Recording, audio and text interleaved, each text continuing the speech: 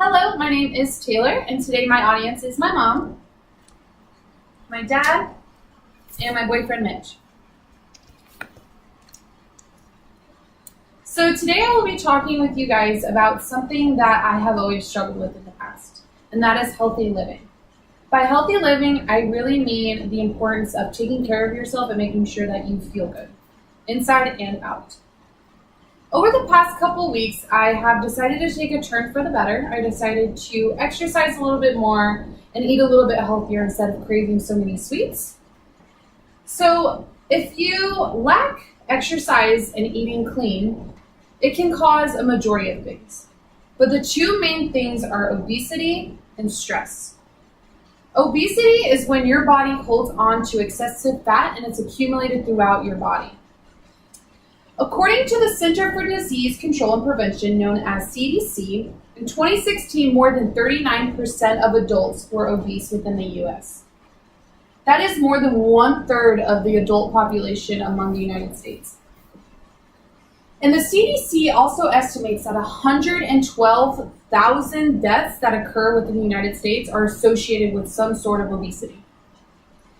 According to Obesity Society, almost 90% of people living with type 2 diabetes are considered obese. This means that people who are obese add pressure to their body's ability to use insulin properly to control their blood sugar levels, and therefore they're more likely to develop type 2 diabetes. As type 2 diabetes is the most common symptom of obesity, death being the most uncommon, there are other things that can come with it, such as heart disease, stroke, the list goes on. According to Everyday Health, as of 2016, Washington State's adult obesity rate is 28.6. That means within the 50 states within the United States, they are ranked the 32nd state with the highest obesity rate. When I looked at this data, the one thing that really caught my eye was that it was kind of disheartening because 2 states within the United States, 2 states out of 50, have their obesity rate between 20 and 24.9, which is kind of sad, right? Because we want the United States to have the least amount of obesity because we want to be healthy. We want to take care of ourselves and make sure we live a long, happy life. So obesity may be the most common symptom of unhealthy living, but stress doesn't fall far from behind it. Stress is an inevitable thing of our lives. It is something that almost everyone has, whether that be work-related, home-related, any type of stress is common among people. So as I was looking through data, I noticed that 526,000 adults are suffering from stress as of 2016.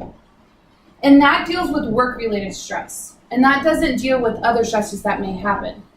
So that may not seem like a lot because the US population is so big, but that's just work-related. So that's kind of shocking. But there's more things that come to stress, right? Like there's things that you're stressed out about for absolutely, you think it's a reason, but it shouldn't be a reason. Like if I were to look into this camera right now and I was upset with myself, that would be a stress. Because it's gloomy outside and I think my day is going to end, that would be a stress. But there's things that come with it that are physically and mentally harming to your body. For example, stress can cause headaches. The nerves intensify in your brain and trigger that stress among your brain and you are having headaches.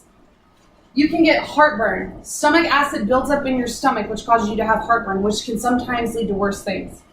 And the list just goes on. From increased depression, insomnia, weakened immune system, high blood sugar. From head to toe, stress can cover us. But that's something that we can work on. That's something that we can try to avoid. And the best way to avoid that is to kind of look at the benefits of what you would get from exercising and eating clean. Some benefits to exercising and eating clean would be an increased life expectancy. So when you're exercising and eating clean, you're giving your body the nutrients it needs. You're moving the way that your body's intended to move. And you lower the risk of certain diseases, like I mentioned earlier, heart disease and stroke. You can lower your stress. By certain foods that you eat, it kind of calms you down.